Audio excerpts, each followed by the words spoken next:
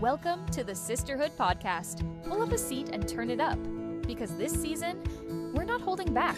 This is real life, real faith, and the kind of conversations you didn't know you needed. We're talking about following God when it's messy, trusting Him when it's unclear, and showing up even when it's not easy. No filters, no fluff, just truth, growth, and a whole lot of Jesus. So grab your coffee, slide into the booth, and stay a while. You're not just listening, you're part of this. This is the Sisterhood Podcast. Season 4 starts right now. Welcome back to the Sisterhood Podcast. We're so glad you're here joining us today, and we have an exciting episode to share with you. Wow. We're in the full summer swing. Yeah. Kiddos are home. Yep. So, Or not home, yeah. because we're running them everywhere. Yeah, we've been at VBS this week for our church, and Megan's So, kids have joined. We've been here. And it's been a really good, well, this is the last night. It's been really good. And Maybe the best. My kids begged to come back this year, so they were very happy that they did.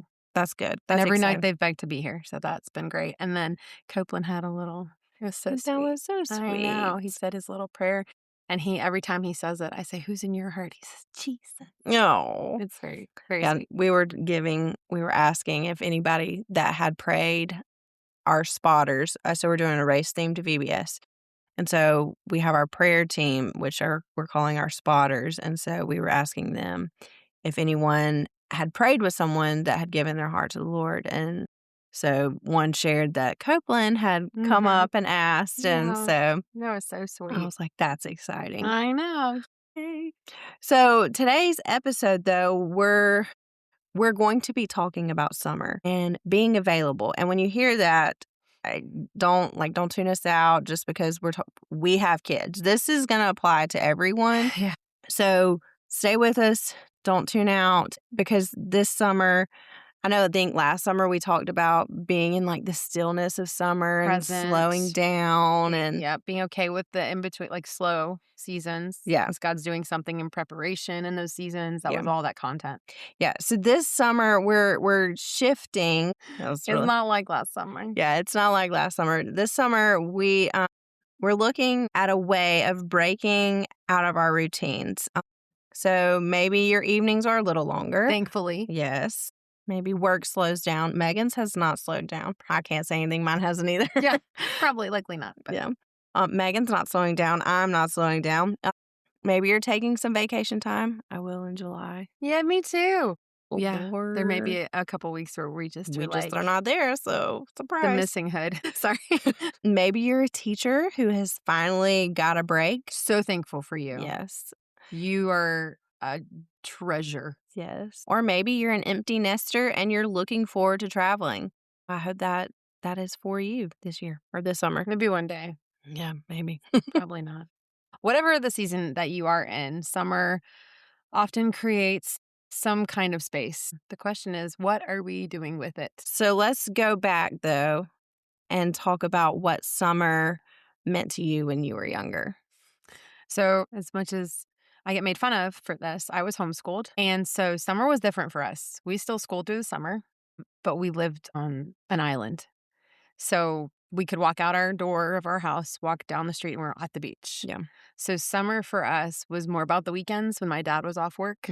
And then we'd all get all ready. And I loved it because we didn't have to drive somewhere.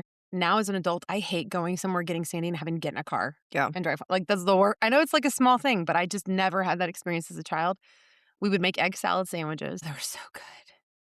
And this is going to sound gross. I know it's going to sound gross. Warm egg salad sandwiches on the beach, bag of Doritos chips, all of the fruit. I feel like we had so much watermelon. Yeah. And we'd spend all day at the beach. We'd be fishing. We'd be tubing.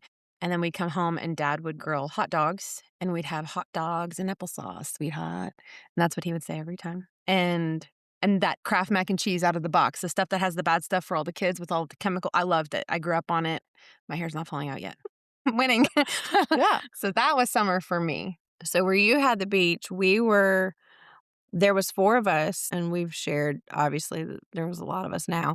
But growing up, there was only 4 of us. Mm. And with my dad being a pastor, he still worked. He helped my papa in building houses. And so kind of the same thing, we had to wait until the weekend. And with him pastoring too, we obviously had to wait like Just Saturday, really, probably. Saturday. We'd get Fridays sometimes. Maybe after church. And then after or in church. between.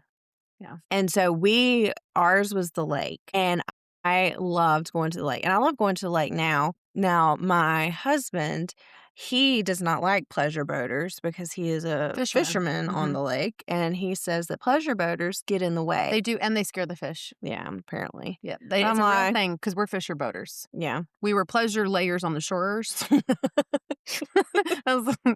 You're welcome. But yeah, so we tubed, we did all the things, fun. and we just, I mean, all the reels that are like these kids nowadays tubing, and they're they have so no soft. like my dad. I've seen him even with this second set. He's so soft. I'm like, we were literally thrashing flying us in the air. Yeah, you were hoping for a Jaws part 4 scenario to come along. Yes. So it was all of those things and more. And we would camp, and we would camp and stay there with Mom. And Dad was intentional about like taking a week off too, so that we had like a whole week together. Yeah, there were sometimes like we would go like to your away, but it had to be really planned out. Like otherwise we had to wait like you did for the weekend. So that was my summer, and I'm like, I think now too with Charlie, I'm like, our summers, I mean, we have like our family vacation that we do in July. I was about to say January. In July, but it's with our whole family. And so I told Caleb I want to be more intentional about just taking time for us. Isn't it funny though? We are put a lot of pressure on ourselves to like spend every moment of summer with our kids. And now that we're talking about it, I'm like, I mean, we really did a lot of self-play like as kids. Because my mom was raising 5 and my dad was working. So weekends were really when we had our summertime experiences. And I have great memories. Yeah. And it was really 2 days. Yeah. And so right now I find myself like, how can I be there for them today? How can I be there for them tomorrow? And it's like, but I also need to be at work. And then I have immense guilt because I can't be everywhere. Yeah. Well, and Charlie doesn't, she's at this point where she doesn't want to spend the night at home anymore. She wants to spend the night everywhere else but home. And we're like, no, you need to be home with Mommy and Daddy because this is where you live. Yeah. I hate to break it to you, kids. And so she, and like when I say spend the night, she's just going to my mom's house or like her Mimi and Papa's. And so it's those things. But I'm like, you need to be home, and it's okay to be home. And she's like, but I'm so bored. And I'm like, bored is good. It's funny because there was something like super magical about summer as a child. Like, I don't know. I was, like I said, I was homeschooled. So it's not like we had a true summer because we took winter off and went on like winter vacation because we lived in Florida. Yeah. So we made a really good point of having a different experience than we normally would because we lived on the beach. But it still felt magical. Like it felt like you had no plan. And so you could anything was possible kind of thing. And yeah. So somewhere along the way in our experiences of summer, adulthood happened. I don't remember that happening. And I did not make a choice. Yeah. We have calendars, responsibilities, bills, schedules. I feel like the Grinch when he's like, cancel that again. Appointments. Solve world hunger? Tell no one. But we've managed to fill every available moment that we have. Even when we get a little extra. Yeah. And it's just, it gets so, I don't know. I've looked and I'm even like, I leave for Montana this weekend, and I'm thinking of all these next 2 days. I'll be in your luggage. Yes. Come on. All these next 2 days of like what I have to get done. And I'm like, but I could be present. I don't know. But I don't know. It's just, it's crazy how, I don't know. I always looked forward to that break in the summer because it felt like a break. But now summer feels like. Yeah, somewhere it was the last one and we missed it. Yeah. We missed that. Yeah. So one thing I have been thinking about lately is that every season creates a different kind of margin, and not everyone gets the same margin. For sure. Some people have more flexible evenings. Some have vacation days. Some have a slower season at work. Others have opportunities that they don't normally have.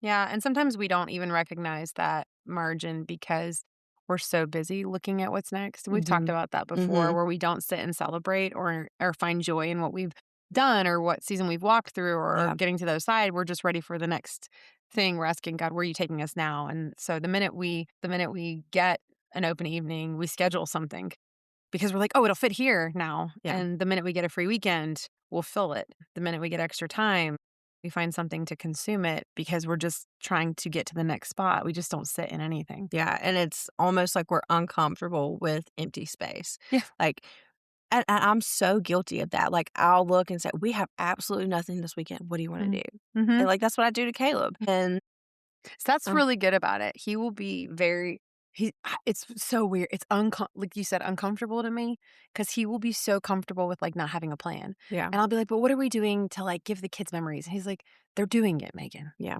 They're being in our house. They're loved. I'm like, no, but what are we doing? Yeah. Yeah. It is uncomfortable. Yeah. So, how many opportunities, conversations, and moments are we missing because we've packed every corner of our lives? Yeah. And I think of the verse in Isaiah where he says, "Here I am, send me." And I always think of that verse and I'm like, missions, because our church is, Yeah. Well, everybody uses it for that. yeah, our church is very missions oriented. I'm fixing to go on a mission trip. So obviously I'm like, here I am, send me. But what's interesting and that Isaiah didn't, when he said that, he wasn't presenting God with his resume. He wasn't listing out qualifications that he had. He was simply being available to what the Lord wanted to do and use him as. Mm-hmm. God repeatedly uses available people. So the disciples left their nets. A little boy offered his lunch, and ordinary people said yes when God called. And so I think sometimes we focus so much on our ability that we overlook our availability. Ooh, that's good. Yeah. That's really, really, really We good. think if I had more knowledge, if I had more experience, if I had more confidence. Yeah. But maybe God is simply looking for willing hearts. Yeah. And I want to share this story. It happened today. And I'll try not to cry. I've already cried about it like 2 other times telling the story. It's because I brought you coffee. It is. You're welcome. But I was at the Dollar General right here next to our church getting gift cards for our workers for VBS as a thank Oh, you. that's so nice. So they get to, Man, I served at the wrong generation of VBS. yeah, get gift cards, and it's, I mean, That's such a good way to $10, appreciate them but because it doesn't matter. Yeah. It matters They that get to you choose. get to appreciate them. I love that. Yeah. Continue. I'm sorry. But anyway, so I was there Get the getting story. it, and I was in line, and this man, he was an older gentleman, he was coming up in line, and he was like hunched way over his buggy, and you could just tell he was in a lot of pain. And he was just like, oh, he just kept, I mean, literally just Like saying, moaning, and my foot hurt so bad. My foot hurt so bad. And so as he got, like, we were fixing to go to check out, and I was like, Charlie, hang on, back up just a second. I was like, I'm going to let him go first, and then we'll get in line, or we'll get in behind him. And so he comes up, and I'm like, you can come on. You seem like you're hurting. I was like, let's get you checked out so you can get on off your foot and everything. And so he gets up there, and the cashier, she had recognized him from being in there a couple of times. And so she grabbed all his, like, came around, grabbed all of his stuff out of the buggy, checked it out, put it in bags, put it in his buggy. And he goes to pay, and he's just like, he kept apologizing. He's like, I'm just so sorry. He was like, I know everybody's over me, and just, I'm such a nuisance and a bother to everyone, and just like really beating himself up, really. He was like, I can't do anything right anymore. And I recognized the man, but I was not like, I could not find where I recognized him from. And the cashier later confirmed where I had known him from and where I'd seen him. But anyway, so he just keeps going on, and he paid for his stuff, and then he came back and he got cash out, and so he was trying to put that up. Well, then he got to talking, but it was like he was forgetting. He was like, okay, what do I owe to pay? And we were like, you've already paid. Like, we've got your receipt in the bags and in your buggy. You just need to put your money in your wallet now. And he was just, again, I'm so sorry. And so I finally just stopped him, and I was like, I said, what's your name? And he told me his name, and I said, can I pray for you? And I've prayed for people in public before. That doesn't bother me. But it was just like, I knew that I was supposed to stop, like, and pray for him. And I thought he was going to say no. And he was just like, it's just going to have to be quick because I got to get off this foot. It's hurting me so bad. And it was like he was in a hurry, but he couldn't, Mm. like, just go. And so I just was like, "Lord," I said, "I pray for this gentleman," and I was like, "Please bring healing to his body and to his feet." And he just kept saying, he was like, "I'm just so scared and I have so much fear." And so he's saying all of this. And so I'm sitting there praying for him. I'm crying. I'm trying not to, like, let him know that I'm crying, but at this point, there's no way. And then I look up and he's crying, and then the cashier's crying, and I'm just like, I was like, "Lord," and I'm not saying any of this. This goes with what we're discussing, but it was just, he was like, "Everyone that I fought with in the war has died." And he was like, "I'm so alone and he's like, "Nobody, everybody's just done with me." Everybody, and I was like, "Lord, just please let him know that he is loved and Mhm. that he is cared for and that you see him and that he's not alone in this." And he had a driver, a taxi driver. I didn't know taxis came to Dykesville, but they do. And this guy, I think, regularly picks him up. And so he got in the car, and me and the cashier were talking, and it Mm. just was, had I, in my, I need to get these and get back up to the church, just went ahead and got the gift cards. And because I was getting so many gift cards, each one takes 5 seconds to activate and go Yep. through the whole thing as you're checking out. And had I, in my hurry, not stopped and made myself available for Yeah. this man, I would have missed a moment where God was asking me to say For a yes, simple a yes. simple yes. And so, Not because you are prepared for it, just because you're willing. yes. And so, in all of this, when we suddenly have a little extra time, where does it go? Are we looking to again, fill it with something, or can we just say yes? Yeah. Not from, I think it's important when we ask that question that this isn't from a place of guilt, but a place of honesty and I think self awareness and Mhm. reflection. Like, do we spend that extra time we're gifted? Are we doom scrolling? Are we watching another show? Are we constantly staying as distracted as possible because, Yeah. to your point, we're uncomfortable with the Mhm. space that's being gifted to us? Yeah. Or do we use some of that time intentionally? Yeah. Because where our time goes, it often reveals what we value. And if I was looking at, well, I've got to get back up to the church because I've got to get ready for VBS. Again, what moment was I missing? I may never see Russ again. That was his Mm, name. So mm, if you can pray for Russ, please do. I think he needs all the prayers he can yeah. get at this time. But where we spend our time, where our time goes to, again, it reveals what we value. If we're constantly, and we've talked about this before, if we're constantly on our phones or if we're constantly consumed with all these other things, that's where our time is going at this point. Yeah, because our schedules reveal a lot about what matters to us. Like, we can sit there and say family is the most important thing. Mm. When we have interviews, work-life balance is the most important Yeah. thing, but your schedule says something different. It's funny, not funny, but we had this talk last night when we were leaving BBS because the boys were so, like, on a different level of energy, and I just needed some non-energy for just a few minutes, and they were like, "Okay, well, thank you, and I'm sorry, and thank you for everything, and I'm sorry, thank you for taking us, and I'm sorry." I was like, "Don't say it. Don't say it. Show me. Yeah. Show me. I'd rather your actions tell me so you don't have to." Yeah. And so we were talking about actions speaking louder than words. We talked again about it today. And that's Yeah. basically what we're talking about here Yeah. is your schedule and the things you make time for show everyone what's important. Yeah. Well, and if someone was to look at your schedule today and saw how you spent your extra time this summer, what would they say matters most to you? And that's a hard Yeah. question to answer because what's it going to reveal? Is it going to reveal that faith, relationships, community, and growth are the priority of our summer, or is it going to tell a different story? Mm.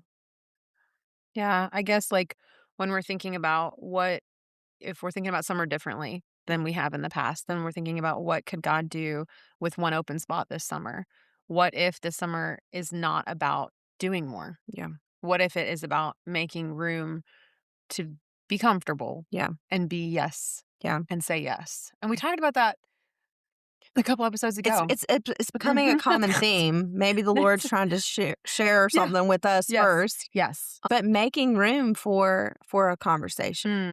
making room for rest, instead of saying yes to one more thing, making room for friendship. This was something that we even had to do. Yeah. And Yeah. we're calling, we are friends and Yeah. we call Mhm. ourselves sisterhood, Yeah. sisters, yeah, all of those things. But we had to make room Yes. for our friendship Yeah. when we were scheduling Wednesday lunches. Those haven't happened because, Yeah. again, life, Summer and kids and schedules and all those things. But at the end of the day, Yeah. we know that Right. we have each other. And we also know that we have to make time. Yeah. So even in the busyness of being busy, we know that there's inevitable points where you have to like say, hey, if Mhm. this is important, there has to be time here. Yeah. So also making room for serving someone other than yourself and making room, this is the big It's a one, hard one. for God to interrupt our plans because we like our plans. We like our schedules. We like our routine.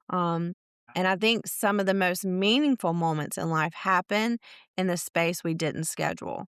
Like those just unplanned moments that turn into these wonderful memories of just a great time. And like I think back on those childhood memories, like some of those things were not planned. Most or not. Yeah, most were not, but they were, I still remember them today. Yeah. So the conversations that run longer than expected, the opportunity that wasn't on the calendar, the person who needed encouragement, that happened today. And the invitation we almost said no to. Yeah. We pray a lot and we tell God to open doors and give us opportunities to speak into people's lives. And then we make no room for that. That's good. Yeah. And I think, because availability isn't about having an empty calendar, it's about having an open heart. And I think that's where impact happens. Yeah. So as we head into this summer, here's the question we want to leave with you. What are you making room for? Right? Not what you're accomplishing, not what you're buying, not where you're traveling, but what are you making room for? Yeah. At the end of the summer, what do you hope? What do I hope? What do you hope that you'll be glad you invested in? That you would it be your faith or other relationships or your community? Rest, Yeah. maybe maybe some rest. Oh my gosh, growth. Yeah. What are you doing to better yourself? Are you going to invest there? And the challenge isn't to add something new. Maybe it's to leave space open, and we're speaking to ourselves in this. One evening, one conversation, one opportunity, one moment where God can move. Hmm. I think it's because we never know what God would do through someone who's just simply available because we spend our whole lives trying to be so busy. Yeah. And we try to spend our lives looking at what we've accomplished or what we can accomplish. Yeah. We have a list of ideas and goals that I need to get this, and this done for this to be a successful, fun, filled, magical summer for my kid. And really, they just want you to be available too. Like that's the biggest thing for them. And if you're single or you don't have children yet, or your children are out of the home now, Yeah.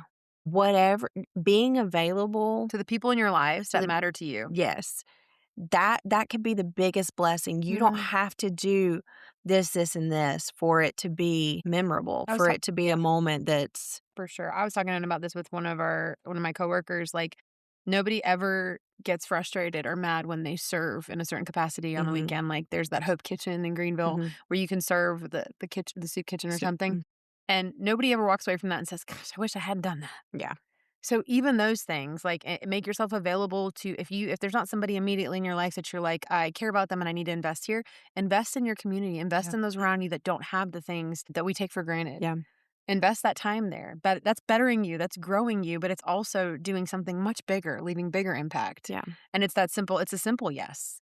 Yes, I'll serve for an hour. Who doesn't have an hour? Yeah. Like I mean, I think I can find an hour. Yeah. So we can all do it. So we say this is a simple challenge. It's going to be, we're going to see if we can do it. But we do want to encourage you in that. Yeah. Get out of listing the things that you can accomplish and have accomplished and just make yourself available. Yeah. Say some simple yeses. Yeah. Yes to playing with the really, really annoying Mario toys. Yes to driving your mother 45 minutes one direction to go pick up an antique from Basic Marketplace. Not that I have experience. Simple yeses. Yeah, simple yeses, simple things. I think of that Christmas song. Simple things. Don't know. I don't know. But I think that might be also- from a program that we did here. Yes. Also, at this VBS, they're still doing Every Move I Make. And if you are a Yes. millennial from youth group, you know that song well. Yes, it's a good one. Oh, but it's a good one for this episode. What is it Yeah. called? Every move I make in you. Yeah. So You make there you me go. move, Jesus. There you go. Waves of mercy, waves of grace. Yeah. Yeah. Just simple yeses. Everywhere you look, you'll see his face. Oh, God bless him. Oh, my But- God. Miss Love, how can it be? Sorry. Anyways, you are welcome for that. You are welcome. You are welcome. Yes. Say yes. Yeah. Leave space. Be comfortable with the space. Be comfortable with the uncomfortable space. We love you. So much. And Megan is going to have solo episode next week. Maybe I might join in from Montana. We'll see what it looks if we like. can wrangle her in seated there. 'Cause, See. you know, Montana, Cowboys, Yellowstone. Cowboys, yeehaw. We'll see what we can do. If not, it's just going to be Megan, and I will see you in 2 weeks. Megan will see you next week. Yay. But we love you guys. We're praying, and just say yes. Yeah. And be blessed. Bye. Thanks for being part of the Sisterhood podcast today. We don't take it lightly that you chose to spend this time with us, and our prayer is that every episode leaves you feeling encouraged, seen, and reminded that God is still working in your story. If you enjoyed today's episode, make sure to subscribe, leave a review, and share it with someone you love. That's one of the biggest ways you can help us grow this community and continue reaching more women with honest conversations and real faith. You can also follow along with us through the Sisterhood Collective for more encouragement, updates, and community throughout the week. Until next time, keep showing up, keep trusting God, and remember, you were never meant to do this alone. We'll see you next episode.